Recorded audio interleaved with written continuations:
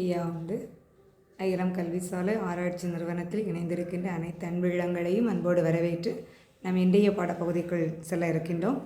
இன்றைய பாடப்பகுதி வைகுண்டர் தாலாட்டி வழி உணர்த்தக்கூடிய பகுதியை நாம் பார்க்க இருக்கின்றோம்.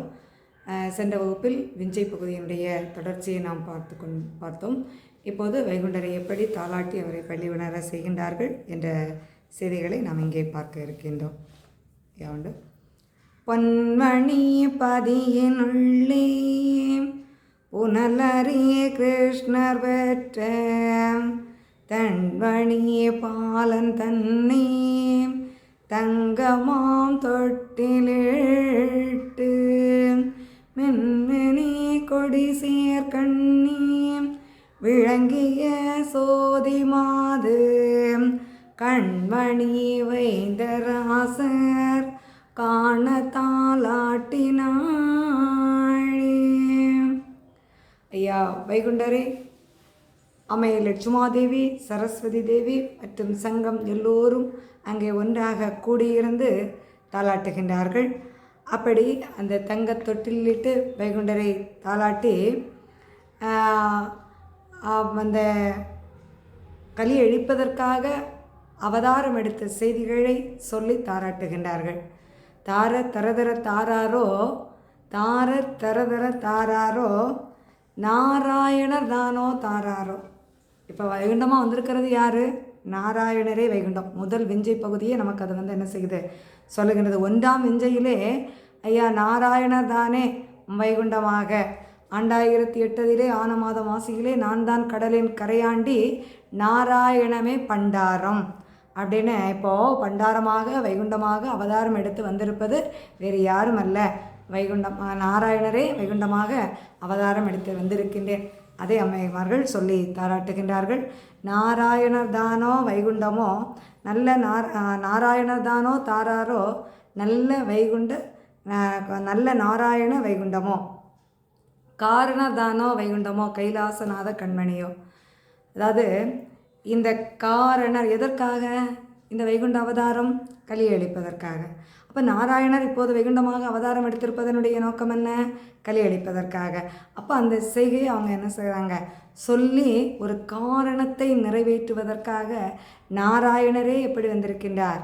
வைகுண்டமாக வந்திருக்கின்றார்.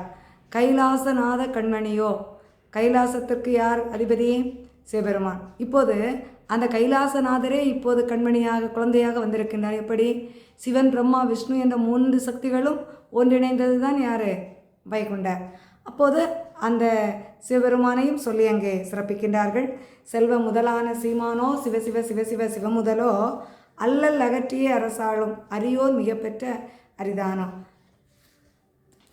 கலிக்குள் அகப்பட்டு மக்கள் அனுபவித்து கொண்டிருக்கின்ற இந்த துன்ப துயரங்களையெல்லாம் மாற்றுவதற்காக அவதாரம் எடுத்து வந்தவரோ, அந்த அல்லல்களையெல்லாம் மாற்றுவதற்காக வந்தவரோ, அரியோர் மிகப்பெற்ற நாராயணர் மிகப்பெற்ற கண்மணியோ, தெய்வ பெருமாள் தான் ஈன்ற கண்டோ, சீதை மாதுதான் பெற்ற கண்டோ. நாராயணரும் அம்மை லட்சுமாதேவியும் இணைந்த வைகுண்ட அவதாரம் நிகழ்த்தப்பட்டிருக்கின்ற இந்த செய்தியை சொல்லி தாளாட்டுகின்றார்கள். மெய்யன் அரிநாதன் பெற்ற கண்டோ விஷ்ணு மகபரன். ஏன்னா மீண்டும் மீண்டும் மீண்டும் நாராயணருக்கு எத்தனை நாமங்கள் இருக்கின்றதோ அத்தனை நாமங்களையும் சொல்லி அதே நாராயணரே வைகுண்டமாக வந்திருக்கின்றார். வைகுண்டமாக அவதாரம் எடுத்திருப்பது வேறு யாரும் அல்ல, மும்மூர்த்தியும் ஒரு மூர்த்தியாக அந்த ஏக பரம்பொருளாக வைகுண்டம் வந்திருக்கின்றார். அப்போது அந்த நாராயணரே இப்போது தன்னுடைய அவதாரத்தை நிகழ்த்தி இருக்கின்றார். எல்லா தெய்வ சக்திகளின் அந்த மூல சக்திகளையெல்லாம் ஒன்றிணைத்து நாராயணர் தான் இப்போ யாராக வந்திருக்கிறாரு? வைகுண்டமாக வந்திருக்கின்றார் என்ற செய்தியை அம்மைமார்கள் சொல்லி தாளாட்டுகின்றார்கள். ஈசர் மைத்துனர் பெற்ற கண்டோம். நாராயணர் யார்? ஈசருக்கு மைத்துனர். அப்போ அந்த நாராயணரை எத்தனை புனை பெயரோடு சொல்லி அதை தெரியப்படுத்த வேண்டுமோ அத்தனையும் அவர்கள் சொல்லி தாளாட்டுகின்றார்கள். ஏனென்றால் இருப்பது கலியுகம். இந்த கலியுகத்திலே களிமாசு கொண்டவர்கள் கண்டுகொள்ள மாட்டார்கள், இறைவன் யார் என்பதை உணர்ந்து கொள்ள மாட்டார்கள். அவர்கள் பல விதங்களில் அவதாரத்தை அங்கே குறை சொல்லக்கூடும். ஆகவே அதற்கு இடை வைக்காத வகையில் அதற்கு இங்கே இடம் கொடுக்கப்படாத வகையில் நாராயணர் தான் வைகுண்டமாக வந்திருக்கின்றார். நாராயணர் தானே வைகுண்டமாக அனைத்து சக்திகளையும் ஒன்றிணைத்து அவதாரம் நிகழ்த்தி இருக்கின்றார் என்பதை இங்கே சொல்லி அவர்கள் தாளாட்டுகின்றார்கள். மாய திருவிழம் பெற்றகன்றோ, மான வைகுண்ட ராசகன்றோ, வேத குருநாதன் பெற்றகன்றோ, வீரலட்சுமி ஈன்றகன்றோ, சீதை குருதாயார் ஈன்றகன்றோ, தெய்வ வைகுண்ட ராசகன்றோ. இப்போது வைகுண்டமாக அவதாரம் எடுத்திருப்பவர் மாய பெருமானாகிய நாராயணரும் அம்மை லட்சுமாதேவியுமாக இணைந்து பெற்றெடுத்த குழந்தை என்பதை சொல்லி தாளாட்டுகின்றார்கள். மேலும் கிருஷ்ண மகநாதன், நாராயணருக்கு எத்தனை நாமங்கள் சொல்லப்படுகின்றது, அதான் நம்ம முதல்ல சொல்லி வரோம். கிருஷ்ண மகநாதன் பெற்றகண்டோ கிருபை குருநாத கண்மணியோ, விஷ்ணு மகநாதன் பெற்றகண்டோ வீரலட்சுமி ஈன்ற கண்டோ. நாராயணரையும் லட்சுமியுமே சொல்லி அங்கே தாளாட்டுகின்றார்கள். நாட்டுக்கிடையதோர் நாராயணரின் நல்ல பாலனோ வைகுண்டமோ, அதாவது நாராயணருடைய பாலனாக வைகுண்டமாக ஐயா நாராயணர் தாமே குழந்தையாக இங்கே வைகுண்டமாக தன்னுடைய அவதாரத்தை நிகழ்த்தி இருக்கின்றார். ஏடு முதலான தாராரோ ராஜ வைகுண்ட ராசகண்டோ, மூல சிவநாதன் பெற்றகண்டோ உலகை ஒரு குடைக்குள் ஆழ்வாரோ. உலகை ஒரு குடைக்குள் ஆழ்வதற்காக மூல சிவநாதன் தான் ஆதி பரம்பொருள். அந்த ஆதி பரம்பொருளே இப்போது தன்னுடைய அவதாரத்தை நிகழ்த்தியிருக்கேன். இப்போது மீண்டும் அந்த அவதாரங்கள் எப்படி இருக்கின்றது, ஒன்றுக்குள் இணைகின்ற அந்த செய்தி அங்கே என்ன செய்கிறாங்க சொல்கிறாங்க. 4 வேதமும் தாண்டி முறை நடத்தி ஒரு குடைக்குள் ஆழ்வாரோ. நான் இதுக்கு முன்னாடி இறைவனை அடைவதற்காக காட்டப்பட்டிருந்த வழிமுறைகளை எல்லாம் தாண்டிய நிலையில் தான் இந்த கலியை அழிப்பதற்காக வைகுண்ட அவதாரம் நிகழ்த்தப்பட்டிருக்கின்றது. ஏனென்றால் இதற்கு முன்பு தோன்றிய ஒவ்வொரு யுகங்களிலும் அசுரர்கள் ஒரு உருவமைப்போடு இருந்தார்கள். அவர்களை வெல்வதற்காக இறைவன் ஒவ்வொரு அவதாரங்களை நிகழ்த்தி ராமனாக, கந்தனாக, கண்ணனாக, கிருஷ்ணராக, அங்கே நரசிம்மமாக பல அவதாரங்களை நிகழ்த்தி காட்டியிருந்தார்.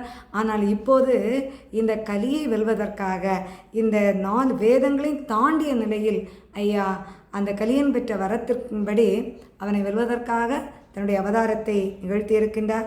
தர்ம திரவானோ தாராரோ தங்க வைகுண்ட தாட்டிகனோ மகர சீதையால் வயிற்றிலிட்டு, அதாவது மகரமாக அம்மை லட்சுமாதேவியை வளர வைத்து அந்த மகரத்திற்குள் இருந்து வைகுண்ட அவதாரத்தை என்ன செய்யப்படுகின்றது, அவதாரம் நிகழ்த்தப்பட்டிருக்கின்றது. அகர சிவகோபுர அழகுபதி, அகர சிவகோபுர தர்மபதியினுடைய பல சிறப்புகளை பார்ப்பதற்காக, தர்மகுகத்தை ஒரு குடைக்குள் ஆழ்வதற்காக அத்தனை சிறப்புகளையும் அங்கே கண்டுகொள்ளுகின்ற வகையில் பலன் பெற்ற பாலகனோ என்று அங்கே சொல்லி தாளாட்டுகின்றார்கள். சங்கம் மகிழவே வந்தவரோ, சகல கலை தமிழ் ஆய்ந்தவரோ, அதாவது ஆராய்ந்தவரோ. அதாவது சங்கம் எதற்காக அமைக்கப்படுகின்றது, ஒரு நல்ல செயல்கள் செயல்படுத்துவதற்காக சங்கங்கள் அமைக்கப்படுகின்றது. அந்த சங்கம் மகிழவே, அந்த நல்ல செயல்கள் செய்வதற்கு கூடுகின்ற மக்கள் ஒன்றாக அவர்கள் எல்லோரும் சந்தோஷம் கொள்ளுகின்ற வகையில் அவர்களுக்கு வழிகாட்டுவதற்காக அவதாரம் நிகழ்த்தி இங்கே வந்திருக்கின்றார் ஐயா வைகுண்டர். அது மட்டுமல்ல, அந்த சதுர மேடைகள், அதாவது சகல கலை தமிழ் ஆயக்கலைகள் 64, அந்த அத்தனை கலைகளையும் ஆராய்ந்து இந்த தர்மத்தில் ஒரு குடைக்குள் இந்த உலகை ஆள்வதற்காக இறைமொழியாகி அந்த தமிழ் மொழியால் இந்த உலகத்தை ஒரு குடைக்குள் ஆட்சி செய்வதற்காக இறைவன் அவதாரம் எடுத்து வந்திருக்கின்றார். உலகம் 14 ஒரு குடைக்குள், 7 14 லோகத்தையும் ஒரு குடைக்குள், ஒரு சொல்லுக்குள், ஒரு மொழிக்குள்.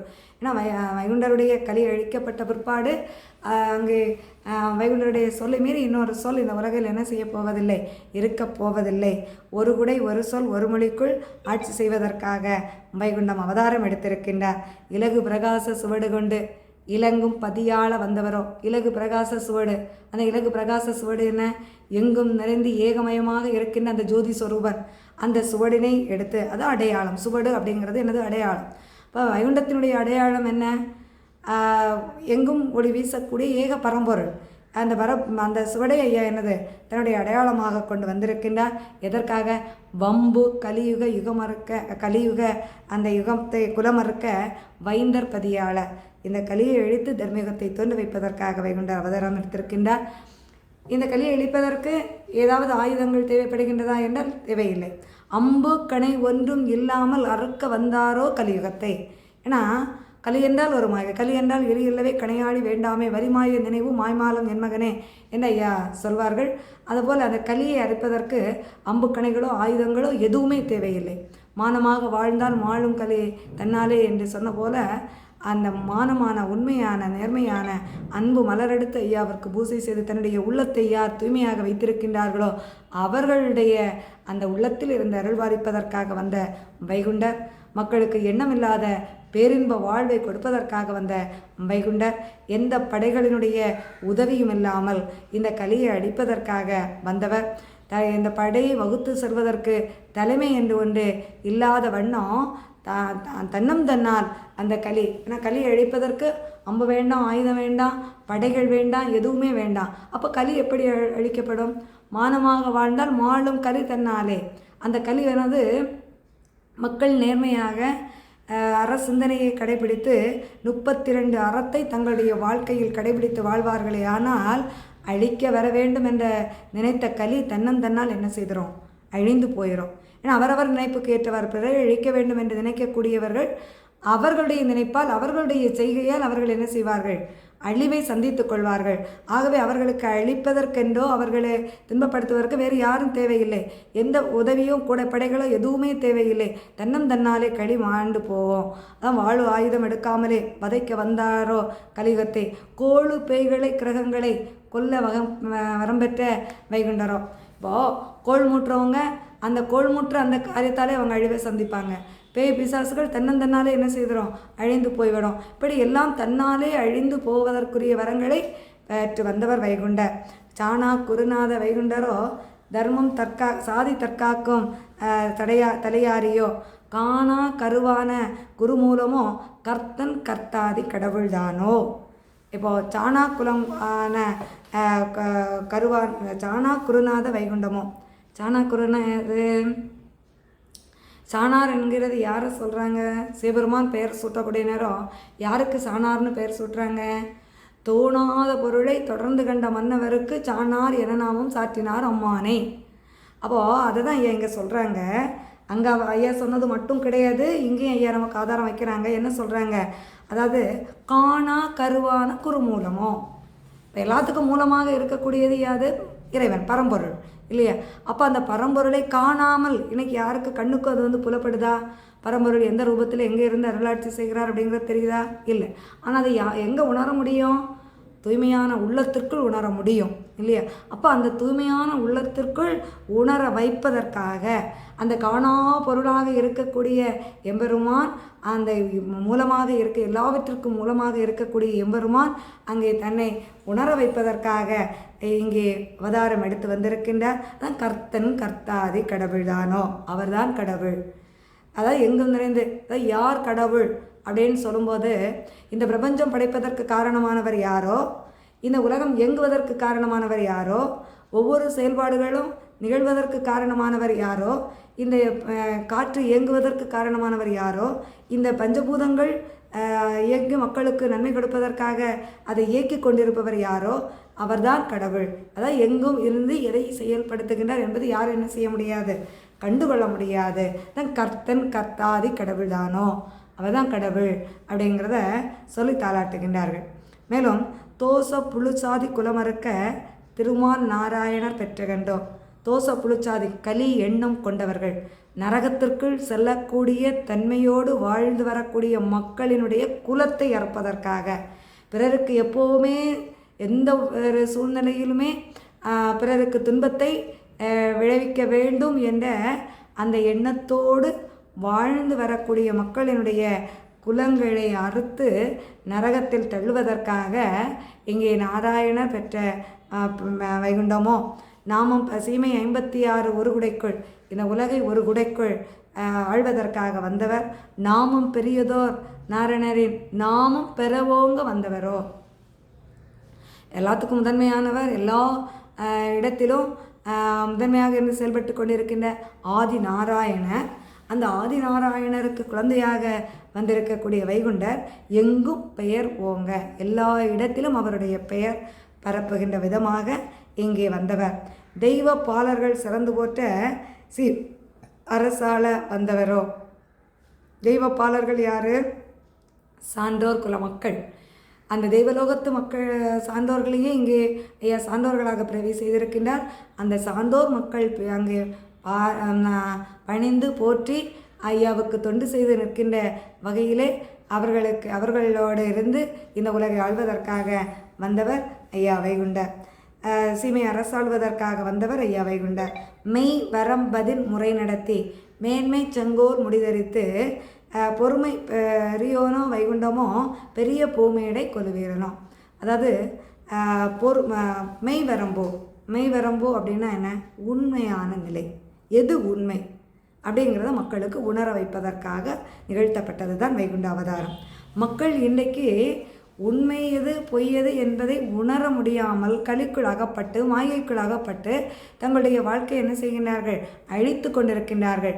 இந்த நிலையில் உண்மை எது என்பதை உணர வைத்து அந்த உண்மை நிலையில் மக்களை வாழ வைப்பதற்காக, அந்த உண்மையான நிலையான நீதம் தவறாத நெறியான ஆட்சியை மக்களுக்கு கொடுப்பதற்காக, ஒரு குடைக்குள் உலகை தன்னுடைய கட்டுக்குள் வைத்து ஆள்வதற்காக ஆள வந்தவர் வைகுண்டர்.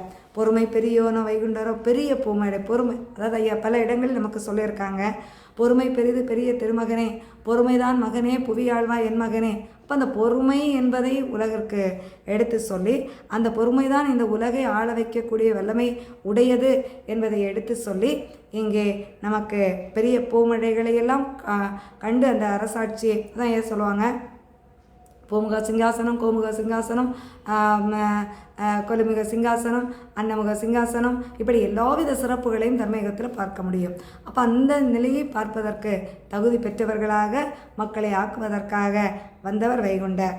தர்ம வரம்புகள் தவறாமல் தரணி அரசாளும், அதாவது உலகை ஆள வேண்டுமென்றால் தர்ம நெறியில் நின்று அந்த தர்ம நெறி தவறாது இந்த உலகை ஆட்சி செய்வதற்காக வந்தவர்.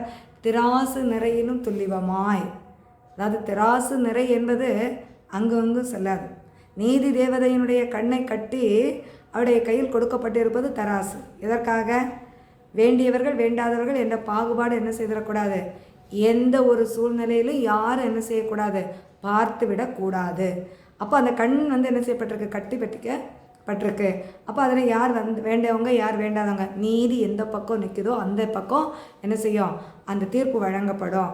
அப்போது அதை நல்லவர்கள் பாதிக்கப்படக்கூடாது, கெட்டவர்கள் தண்டனை அனுபவிப்பதிலிருந்து தப்பிவிடக்கூடாது என்பதற்காக இங்கே அந்த நீதி தேவதையினுடைய கையில் கொடுக்கப்பட்ட அந்த தராசு போல அந்த தராசு நிறையிலும் துல்லிபமாக, அதைவிட துல்லிபமாக. இப்போ தராசு நிறை அதோடைய முளை வச்சு நம்ம கண்டுபிடிச்சிடலாம், ஆனால் அதைவிட துல்லிபமாக. ஏன்னா வைகுண்டம் ஒவ்வொரு ஜீவராசிகளுக்குள்ளும் உயிராக இருந்து மக்களை என்ன செய்கின்றார், வழிநடத்தி செல்லுகின்றார். அப்படி வழிநடத்தி செல்லுகின்ற போது யார் என்ன நினைக்கின்றார்கள், யார் என்ன செய்கின்றார்கள் என்பது யாருக்கு தெரியும், அந்த பரம்பொருளுக்கு தெரியும். அப்போ அதில் இருந்து அவர்களுடைய வாழ்க்கை என்ன செய்யப்படுகின்றது, நிச்சயிக்கப்படுகின்றது. கர்மாக்கள் தொடர வேண்டுமா, கர்மாக்கள் இருந்து விடுபட வேண்டுமா என்பது அவரவருடைய எண்ணத்தின்படி.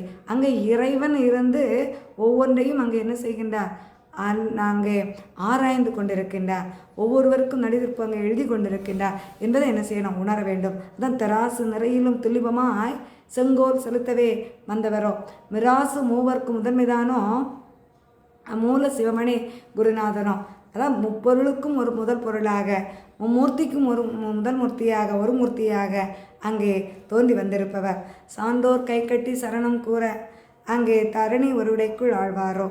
சான்றோர் மக்கள் ஐயாவுக்கு உண்மையான தொண்டு செய்கின்றவர்கள், சான்றாண்மை உடையவர்கள், நல்ல குணமுடையவர்கள். அவர்கள் தான் ஐயாவுக்கு தொண்டு செய்து அந்த மக்களுக்கு இந்த உலகை ஆள்வதற்கு வல்லமை கொடுப்பதற்காக வந்தவரோ. வையம் அளந்த நாரணருக்கு, இந்த உலகையே ஒரு உடைக்குள் தன்னுடைய இரடியால் இந்த உலகையே அளந்த அந்த மாயனுக்கு குழந்தையாக பிறந்தவர் வைகுண்டர். தர்மப்பதிக்கு அரசாள்வதற்காக வந்தவர். அலைந்தும் அலைந்ததோர் சான்றோர்க்கு அதிக விதிகள். இந்த கலிக்குள் அகப்பட்டு பல துன்பங்களுக்குள் அகப்பட்டு மக்கள் வேதனைப்பட்டு கொண்டிருக்கின்ற அந்த மக்களுக்கு நல்வாழ்வு அளித்து சிறப்புகளை கொடுத்து அவர்கள் பேரான ஒரு வாழ்வை வாழ்வதற்காக வரம் பெற்ற வைகுண்டர்.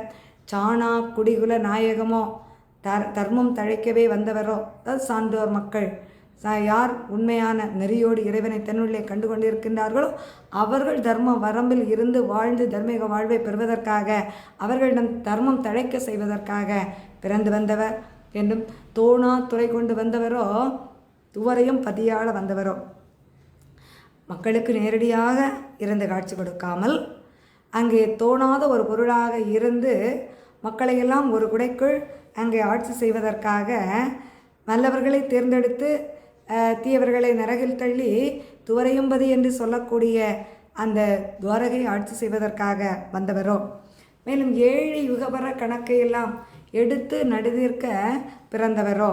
7 யுக கணக்கென, ஒரு ஆன்மா முக்தி அடைய வேண்டுமென்றால் அந்த ஆன்மா முக்தி அடைவதற்கு 7 முறை வாய்ப்பு கொடுக்கப்படுகின்றது. அந்த 7 முறையிலும், அதான் 6 முறையிலும் அறியே உன்னை நினையாமல் 7ஆம் பிறவியில் 7 அளவு தான் நினைத்தால் வாழலாம் என்றோர்க்கு வைகுண்டம் ஈந்தோனே அப்படின்னு சொல்லிட்டு ஐயாவிடம் முறையிடுவார்கள் அம்மைமார்கள் இல்லையா. அந்த தெய்வகி ரோகிணியெல்லாம் அந்த கம்சனுடைய கொடுமை பார்க்க முடியாமல் எல்லாரும் என்ன செய்வாங்க, கம்சனுடைய கொடுமையை மாற்றுவதற்கு ஐயாவே வரம் தர வேண்டும் அப்படின்னு சொல்லிட்டு முறையிடுவார்கள். அதுபோல் 7 யுகபர கணக்குகள். நம்ம ஒரு பிறவியில் தவறு செய்துட்டோம், அறிந்தோ அறியாமலோ தவறு செய்துட்டோம், அடுத்த பிறவியிலேயாவது அந்த தவறை நம்ம என்ன செய்யணும், நிவர்த்தி செய்து அடுத்த பிறவியில் மீண்டும் நமக்கு ஒரு பிறவி அமையாத வண்ணம் என்ன செய்யணும், பாதுகாக்கணும். இப்போ மனித பிறவி இதை நாம் செய்த கர்ம வினைகளின் பலனாக நன்மையாகவோ தீமையாகவோ அமைந்திருக்கின்றது.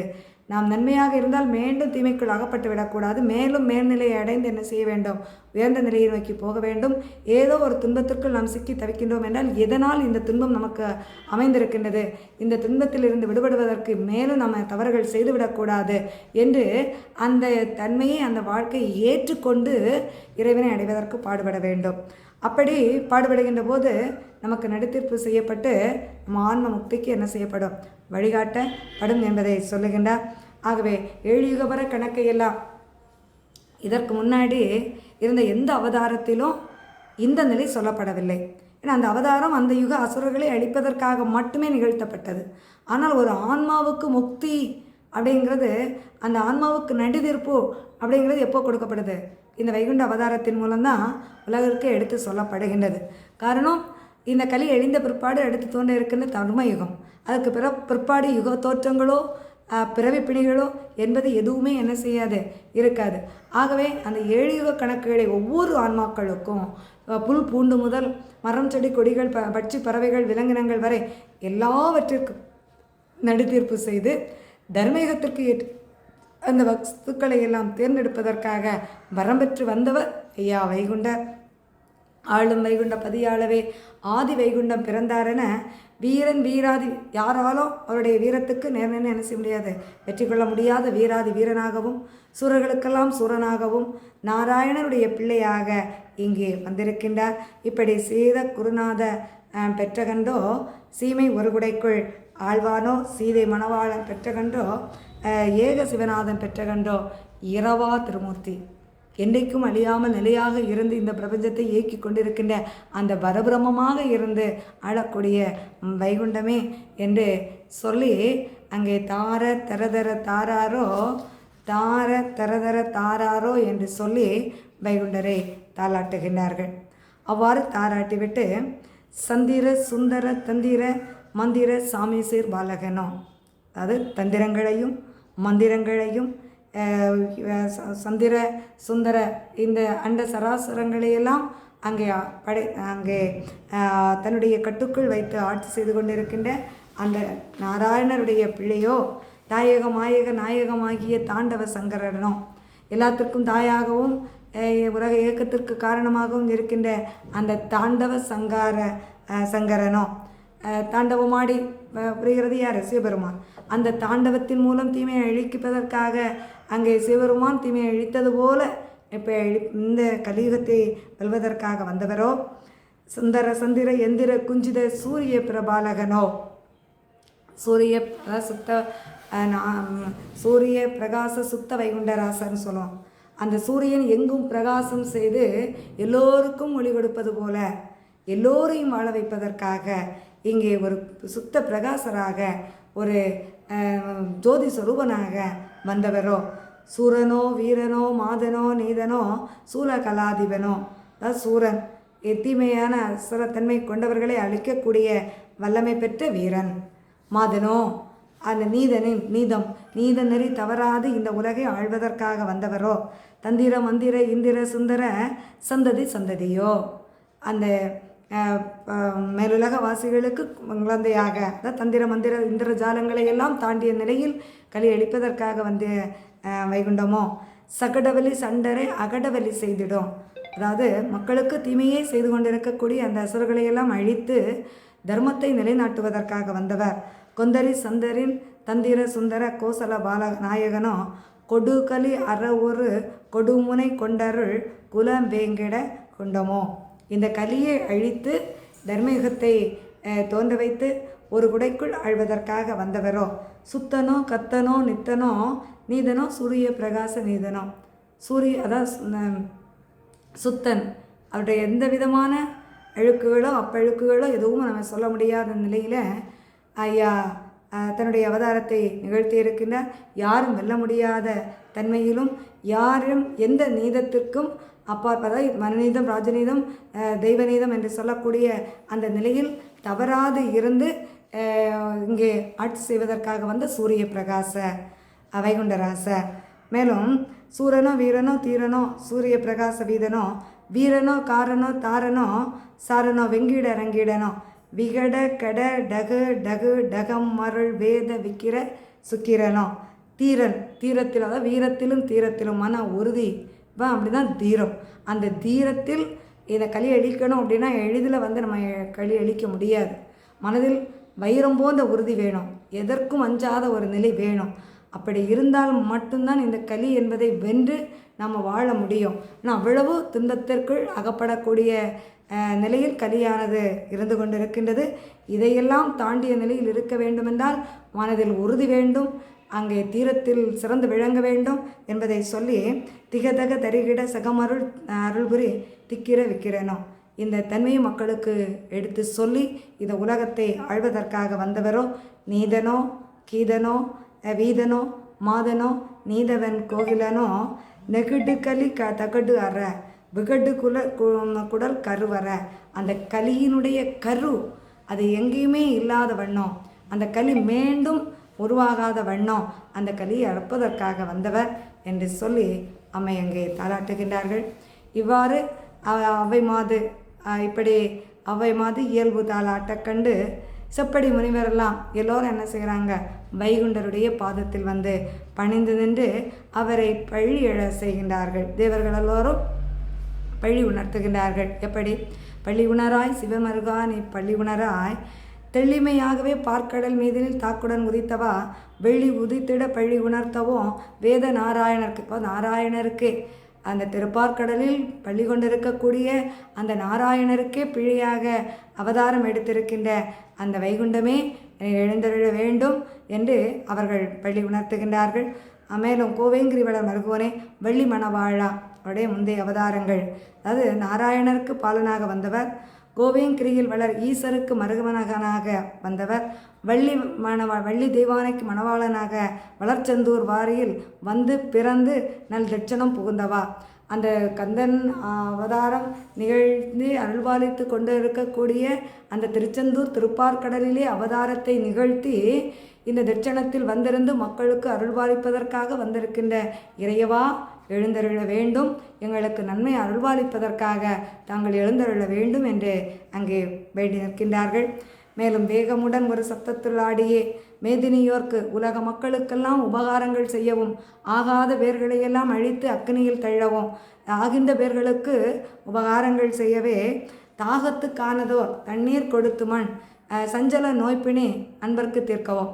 அதாவது தண்ணீராலும் மண்ணாலும் மக்களுடைய நோய்பிடி சஞ்சலங்களை எல்லாம் மாற்றி அவருடைய கர்ம வினைகளை எல்லாம் தர்மத்தால் அவருடைய கர்ம வினைகளை எல்லாம் போக்க வைத்து நல்லவர்களை தேர்ந்தெடுத்து தர்மீக வாழ்வு அருள்வதற்கும் தீயவர்களை எல்லாம் அழித்து நரகத்தில் தள்ளுவதற்கும் அங்கே ஏகத்துடன் நாராயண வேந்தற்கு பிள்ளையாக அவதாரம் எடுத்து வந்த அந்த நாராயணமே வைகுண்டமாக அவதாரம் எடுத்த பரம்பொருளே எழுந்தருள வேண்டும் என்று அங்கே பள்ளி உணர்த்துகின்றார்கள்.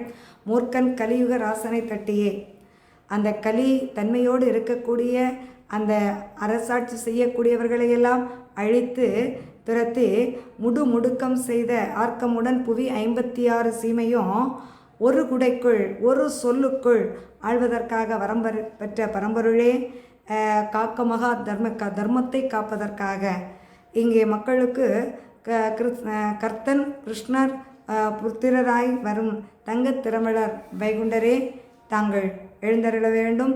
தர்மத்தில் உரைகின்ற பொறுமை குலத்தீரா, தாங்கள் எழுந்தருள வேண்டும் என்று அங்கே வலியுணர்த்துகின்றார்கள். மேலும் தம்பிலமான குரோணி குண்டோமனை அங்கே தத்தியாய் தில்லை மல்லாளன் சூரனை வம்பு இரணிய ராவண சூரனை அங்கே துரியோதனாதிகளை கொம்பிலும் அம்பினார் கொண்டதோர் கோபால கிருஷ்ணாரே, குழந்தை வைகுண்டரே, நம்பின அன்பருக்கு உபகாரசாலியே, நாரண சீமைக்கு அருகிதி வானவா. நேடியுகத்தில் குரோணி என்று தோன்றினான். அந்த குரோணியை வதம் செய்வதற்காக திருமாலாக இருந்து குரோணியை வதம் செய்து, இரண்டாவது யுகமாகிய சதுரயுகத்தில் குண்டோமசாலியாக தோன்றிய அசுரனை அங்கே திருமாலாக இருந்து வதம் செய்து, அடுத்த யுகமாகிய நெடுயுகத்தில் தோன்றிய தில்லைமல்லாளன் மல்லோசி வாகனன் என்ற அசுரர்களையும் அங்கே திருமாலாக இருந்து வதம் செய்து, அடுத்த கிரேதாயுகத்தில் தோன்றிய சூரன் சிங்கமுகா சூரனையும் அழிப்பதற்காக கந்தனாக சுரூபம் கொண்டு வந்து, அதே யுகத்தில் இரணியனாக தோன்றிய அந்த இரணியனை வதம் செய்வதற்காக நரசிம்மமாக அவதாரம் எடுத்து வந்து, அடுத்த யுகத்திலே ராவணனாக தோன்றிய ராவணனை அழிப்பதற்காக ராமனாக நாமம் கொண்டு வந்த நாராயணரே, அந்த ராவணனை அங்கே வதம் செய்துவிட்டு, அடுத்த யுகமாகிய தோபராயுகத்திலே துரியோதனாக தோன்றியிருந்த துரியோதனாதிகளை வதம் செய்வதற்காக கிருஷ்ணனாக அங்கே வதம் செய்து, கிருஷ்ணராக தோன்றி அந்த அசுரர்களை வதம் செய்து, கொம்பிலும் கெம்பிலும் அம்பினார் கொண்டதோ,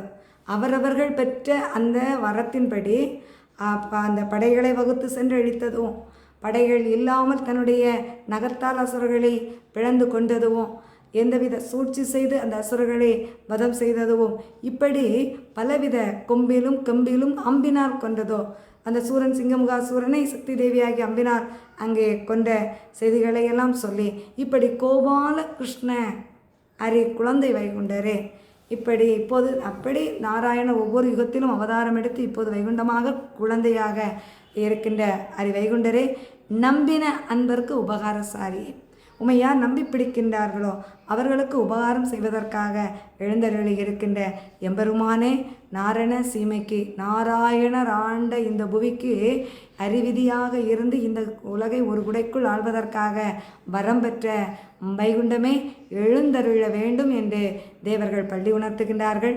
இவ்வாறு தேவர்கள் பள்ளி உணர்த்தி அங்கே இருக்கின்ற அந்த நேரம் ஐயா வைகுண்டர் தந்தையினுடைய பாதம் பணிந்து அங்கே வணங்கி சொல்லுகின்றார்கள். எப்படி வைகுண்டரே, அடுத்ததாக திருப்பார்கடலை விட்டு அனுப்பி வைக்கின்றார்கள். வைகுண்டம் எவ்வாறு அங்கே எல்லா விஞ்சை உபதேசங்களையும் பெற்று தன்னுடைய தந்தையாகிய நாராயணமூர்த்தியிடமும் தாய் லட்சுமாதேவியிடமும் விடைபெற்று வருகின்றார் என்றதையும், தேவர்கள் எப்படி அவரை போற்றி வணங்குகின்றார்கள், அபயமிடுகின்றார்கள் என்ற செய்திகளையும் நாம் அடுத்த வகுப்பில் பார்க்க இருக்கின்றோம். ஐயா.